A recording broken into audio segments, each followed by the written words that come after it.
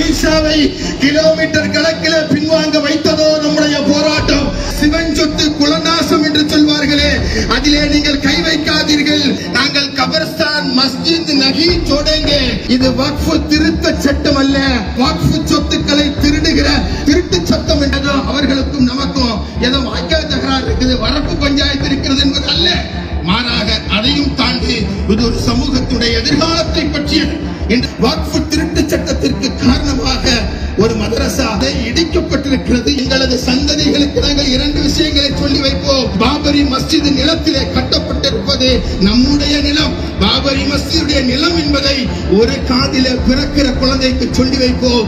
இன்னொரு காதிலே இந்தியாவிலே வக்ஃப் சட்டத்தை ஒருபொழுதும் நீ அமல்படுத்துவதற்கு கூடாது.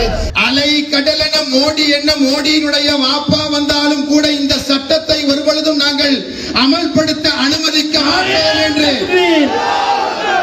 இன்றைக்கு நாடு முழுவதும் திரண்டு நிற்கிற எனது அருமை அன்பு சொந்தங்களே, சகோதர சமூகத்தவர்களே, சகோதரிகளே, திண்டுக்கல்லில் தான் கடல் இல்லையே, ஆனால் அந்த குறையை நிறைவு செய்கிற வகையில் மனித தலைகளை கொண்ட மாபெரும் சங்கமத்தை இன்றைக்கு ஜமாத்துல் உலமா இன்றைக்கு ஏற்பாடு செய்து நடத்தி கொண்டிருக்கிறது என்று சொன்னால், அன்பு சொந்தங்களே, நம்முடைய மஸ்ஜிதுகளை, நம்முடைய வக்ஃப் சொத்துக்களை இழுத்து பூட்டுவதற்காக ஒரு சட்டத்தை நாடாளுமன்றத்திலே நடு இரவிலே கொண்டு வந்திருக்கிற தருணத்திலே இந்த ஒன்றிய அரசினுடைய மக்கள் விரோத நடவடிக்கையை நாங்கள் திண்டுக்கல் பூட்டுவதற்காக நாங்கள் திரண்டு நிற்கிறோம் என்று காட்டுகிற அளவில் இன்றைக்கு நம்முடைய சொந்தங்கள் இங்கே திரண்டு நிற்கிறார்கள். இந்த கூட்டத்தை பார்க்கும் பொழுது இன்றைக்கு இதனை ஏற்பாடு செய்திருக்கிற பெருமதிப்பிற்குரிய ஜமாத்துல் உலமாவினுடைய ஆளின் பெருந்தகைகளை, பேரறிஞர் பெருமக்களை பார்க்கும் பொழுது எனக்கு வரலாற்றிலே ஒரு சம்பவம் நினைவுக்கு வருகிறது. இந்த நாட்டை 800 ஆண்டு காலம் ஆண்ட முஸ்லிம் சமூகத்தை வீழ்த்திவிட்டு ஆங்கிலேயர்கள் இந்த நாட்டுடைய ஆட்சியை ஆண்டு கொண்டிருந்த தருணத்தில் வெள்ளையனே வெளியேறு என்கிற இயக்கத்திற்கு தலைமையேற்றிருந்த ஆளும் பெருந்தகைகள் அதற்காக வேண்டி பல்வேறு போராட்டங்களை நடத்தி கொண்டிருந்தார்கள். தன்னுடைய சதவீதத்திற்கும் அதிகமாக உடல், பொருள், ஆவி அத்தனையும் தத்தம் செய்து இந்த சமூகம் வெள்ளையனை வெளியேற்றுவதே எங்களது தலையாய குறிக்கோள் என்று சொல்லி மாபெரும் போராட்டங்களை 200 ஆண்டுகளாக நடத்தி கொண்டிருந்த தருணத்திலே ஆளும் பெருந்தகைகள் அதற்காக தலைமையேற்றிருந்தார்கள். அப்பொழுது சொல்லி காட்டுகின்றது வரலாறு. டெல்லியில் இருந்து உத்தரப்பிரதேசத்துடைய லக்னோ வரை எத்தனை மரங்கள் சாலையிலே இருந்தது என்று கேட்டால், டெல்லியில் இருந்து லக்னோ வரை எத்தனை மரங்கள் சாலையிலே இருக்கிறது என்று கேட்டால், எத்தனை ஆலிம்கள் அன்றைக்கு ஆங்கிலேயனுக்கு எதிராக தூக்கில் அவர்கள் போடப்பட்டார்களோ அத்தனை ஆலிம்களுடைய எண்ணிக்கைக்கு சமமானது மரங்களுடைய எண்ணிக்கை என்று சொல்லுகிற அளவிற்கு ஆலிம் பெருந்தகைகள் இன்றைக்கு அவர்களுடைய தலைமையிலே களமிறங்கி இருக்கிறார்கள். போராட்டத்தை நடத்தி கொண்டிருக்கிற எஸ்டிபி கட்சி, மனிதநேய கட்சி, மனிதநேய மக்கள் கட்சி என்று சொல்லி இயக்க வேறுபாடு இல்லாமல், கருத்து வேறுபாடு இல்லாமல், இந்துக்களும் முஸ்லிம்களும் கிறிஸ்தவர்களும் மதம் உண்டென்றும் இல்லை என்றும் சொல்லுகிற எல்லோரும் இணைந்து ஒற்றை குரலிலே சொல்லுகிறார்கள், வக்ஃப் என்பது எங்களது உரிமை, முஸ்லிம்களுக்கு அந்த உரிமையை பெற்றுத் தருவதற்காக எதையும் நாங்கள் இழப்பதற்கு தயாராக இருக்கிறோம். சுதந்திர யுத்தம் இன்றைக்கு இந்த நாட்டிலே நடத்தப்பட்டுக் கொண்டிருக்கிறது. சிஏஏ, என்பிஆர், என்ஆர்சி போராட்டங்களின் பொழுது எவ்வாறு இந்த நாட்டிலே ஒரு எழுச்சியோடு நான் 1 இன்ச் கூட பின்வாங்க மாட்டேன் என்று சொன்ன அமித்ஷாவை கிலோமீட்டர் கணக்கில் பின்வாங்க வைத்ததோ நம்முடைய போராட்டம். அதே போல வக்ஃபினுடைய போராட்டம் நிச்சயமாக 1 இன்ச்சை கூட நாங்கள் விட்டுத்தர மாட்டோம். அதற்காக நாங்கள் எதை வேண்டுமானாலும் இழப்போம் என்று சொல்லி அறவழியிலே, ஜனநாயக வழியிலே போராடுகிற கூட்டம் இன்றைக்கு இந்த நாட்டிலே இருக்கிறது என்பதை மோடியும் அமித்ஷாக்களும் உணர்ந்து கொள்ளட்டும். ஆர்எஸ்எஸும் சங்க பரிவாரம் உணர்ந்து கொள்ளட்டும். இன்றைக்கு நீங்கள் எங்களுடைய இந்த சட்டத்தின் மூலமாக வக்ஃப் சொத்துக்களை நீங்கள் அபகரிக்கிற நினைக்கிற அந்த சொத்து எங்களுடைய சொத்து அல்ல, அது இறைவனுக்காக எழுதி வைக்கப்பட்ட சொத்து. அந்த சொத்திலே 1 இன்ச்சை கூட நாங்கள் விட்டுத்தர மாட்டோம் என்று நாங்கள் உறுதியாக சொல்வதற்கு காரணம் பஞ்சாயத்து இறைவனுக்கும் உங்களுக்கும் இடையில் உள்ளது. எனவே சிவன் சொத்து குலநாசம் என்று சொல்வார்களே, அதிலே நீங்கள் கை வைக்காதீர்கள். ஒட்டுமொத்த நாட்டிற்கும் ஒரு மிகப்பெரிய சீரழிவை இது கொண்டு வந்துவிடும் என்று சொல்வதற்காக வேண்டித்தான் எல்லோரும் இன்றைக்கு களத்திலே நின்று கொண்டிருக்கிறார்கள். எனவே வக்ஃப் சொத்து என்பது எஸ்டிபி கட்சி ஒரு முழக்கத்தை முன்வைத்திருக்கிறது. நாங்கள் கபர்ஸ்தான் மஸ்ஜித் நஹி छोड़ेंगे, நாங்கள் கபர்ஸ்தானை விட்டு தர மாட்டோம், மஸ்ஜிதை விட்டு தர மாட்டோம்.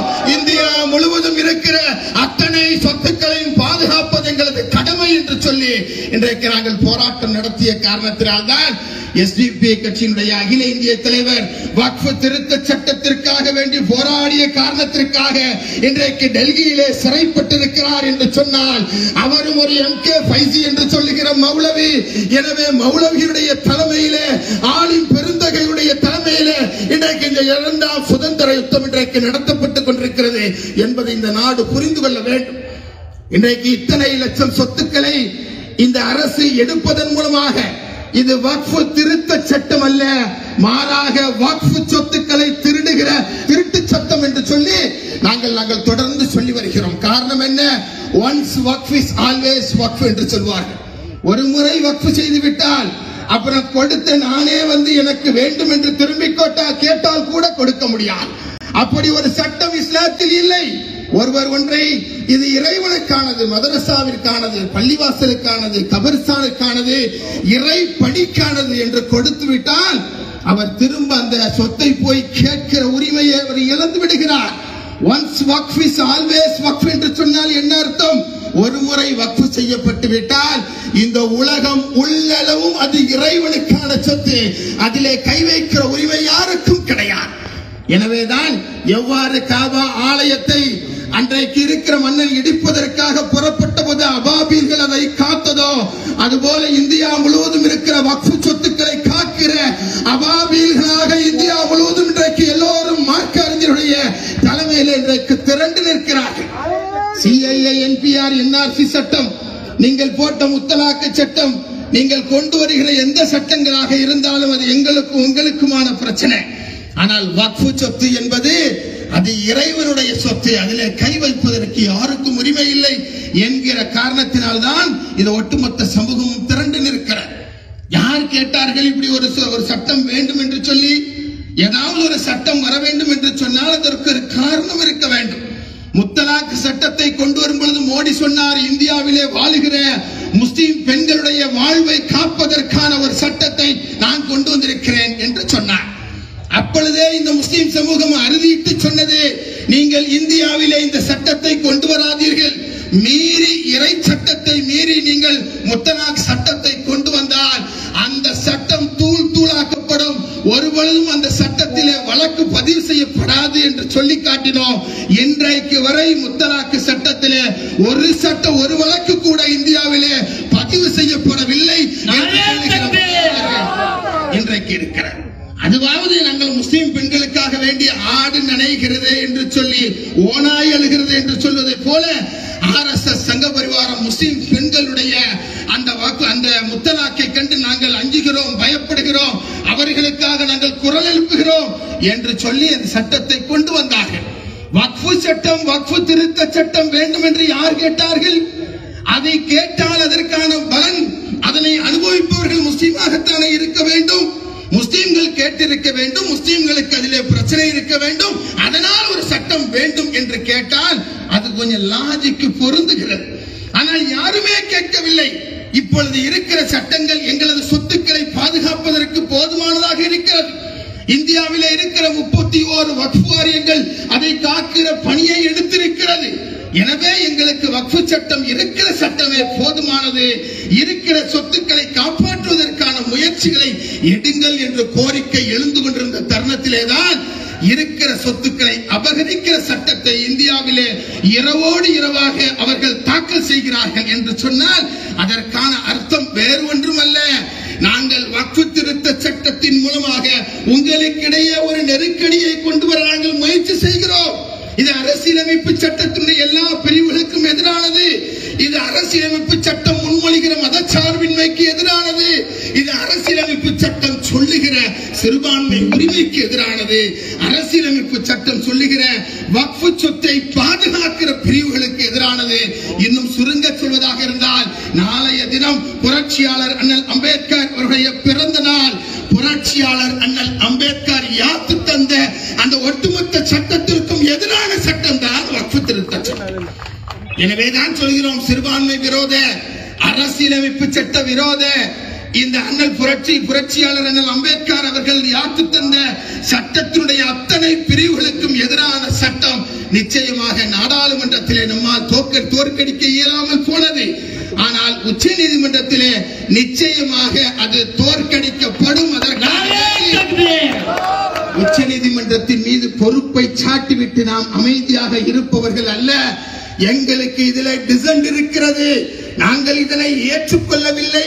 நமது வக்ஃப், நமது உரிமை, கபர்ஸ்தான் மஸ்ஜித் நகி சோடேங்கே என்ற உரிமையோடு நாம் எவ்வாறு டெல்லி வரை நாம் போராட்டம் நடத்தி கொண்டிருக்கிறோமோ அதனுடைய பிரதிபலிப்புகள் தான் அவைகளுக்குள் நடக்கும் மன்றங்களுக்குள் வரும் என்பதை உணர்ந்து கொண்டு நம்முடைய போராட்டத்தை நாம் தொடர வேண்டிய அவசியம் இருக்கிறது.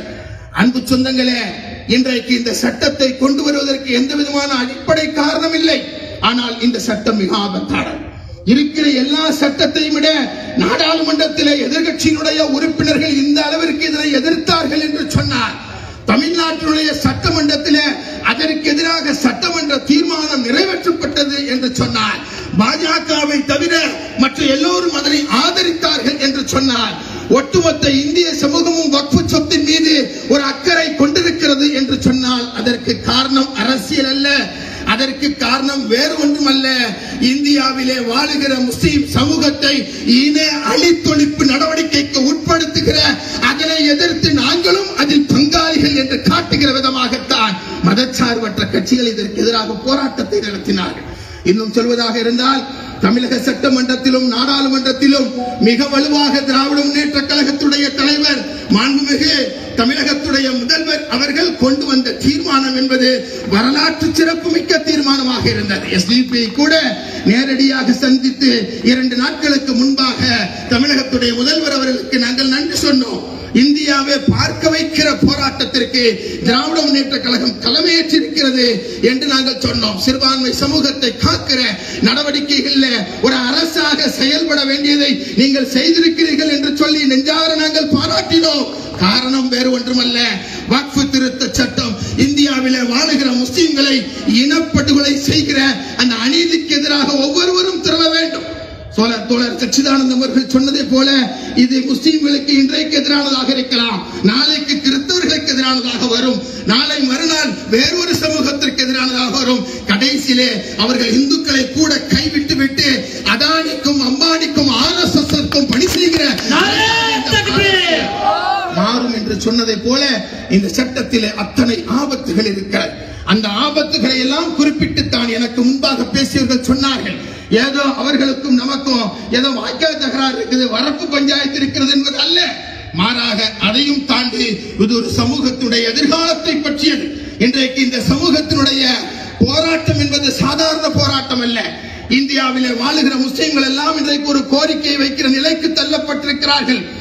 அதாவது முஸ்லிம்ஸ் லைவ்ஸ் மேட்டர் என்று ஆங்கிலத்திலே சொல்லுகிறார்கள். எங்களையும் நீங்கள் ஒரு பொருட்டாக எடுத்துக் கொள்ளுங்கள், எங்களையும் நீங்கள் ஒரு பொருட்டாக எடுத்துக் என்று முஸ்லிம்கள் சொல்லுகிற நிலைக்கு இந்த நாட்டிலே தள்ளப்பட்டிருக்கிற சூழலில் இன்னும் RSS உடைய அஜெண்டாவின் அடிப்படையில் இன்னும் ஒதுக்கப்படுபவர்களாக, அரசியல் அற்றவர்களாக முஸ்லிம்கள் வாழ்வதற்கு வாய்ப்பு இருக்கிறது என்பதை கருதி கொண்டுதான் வக்ஃப் திருத்த சட்டத்திற்கு எதிராக நாங்கள் நடத்துகிற போராட்டத்தை நாங்கள் 2ஆம் சுதந்திர யுத்தம் என்பதாக சொல்லுகிறோம்.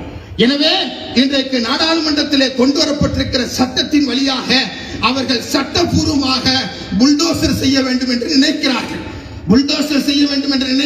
இன்றைய தினம் ஒரு செய்தி, இதை மட்டும் சொல்லி முடித்து விடுகிறேன். இன்றைய தினம் மத்திய பிரதேசத்திலே ஒரு செய்தி, அங்கே பன்னா என்று சொல்லுகிற ஒரு கிராமத்திலே 30 ஆண்டுகளுக்கு முன்பாக அங்கு இருக்கிற பஞ்சாயத்திலே அனுமதி வாங்கப்பட்டு கட்டப்பட்ட ஒரு மதரசா போதுமான டாக்குமெண்ட் இல்லை என்று சொல்லி இந்த வக்ஃப் திருத்த சட்டத்தின் அடிப்படையில் நீங்களே அதனை இடித்து விடுகிறீர்களா அல்லது நாங்கள் இடிக்கட்டுமா என்று உள்ளூர் நிர்வாகம் கேட்டதனுடைய விளைவாக முதலாக வக்ஃப் திருட்டு சட்டத்தின் வழியாக, வக்ஃப் திருட்டு சட்டத்திற்கு காரணமாக ஒரு மதரசா இன்றைக்கு அங்கு இருக்கிற நிர்வாகத்தாலே இடிக்கப்பட்டிருக்கிறது என்பது நமக்கு ஒரு அபாய சங்காக, ஒரு காசனாக, ஒரு எச்சரிக்கையாக விடுக்கப்பட்டிருக்கிறது. எனவே எந்த காரணத்தை சொல்லி நம்முடைய வக்ஃப் சொத்தை அபகரிப்பதற்கு யார் முன் வந்தாலும், அவர்கள் தமிழ்நாட்டிலே யார் மீது சவாரி செய்து வந்தாலும், எந்த கூட்டணியோடு வந்தாலும் இந்தியாவிலே பாஜகவிற்கும் RSSற்கும் இல்லை இடமில்லை என்று சொல்வது போல தமிழகத்திற்கும் பாஜகவிற்கு இடமில்லை என்று சொல்லுகிற பணி ஒவ்வொருவருக்கும் இருக்கிறது.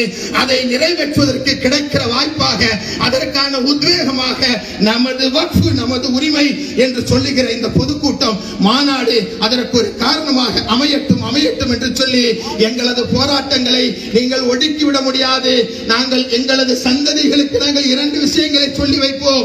அங்கே கட்டப்பட்டிருக்கிறது பாபரி மஸ்ஜித் நிலத்திலே கட்டப்பட்டிருப்பது நம்முடைய நிலம், பாபரி மஸ்ஜிதுடைய நிலம் என்பதை ஒரு காதிலே பிறக்கிற குழந்தைக்கு சொல்லி வைப்போம்.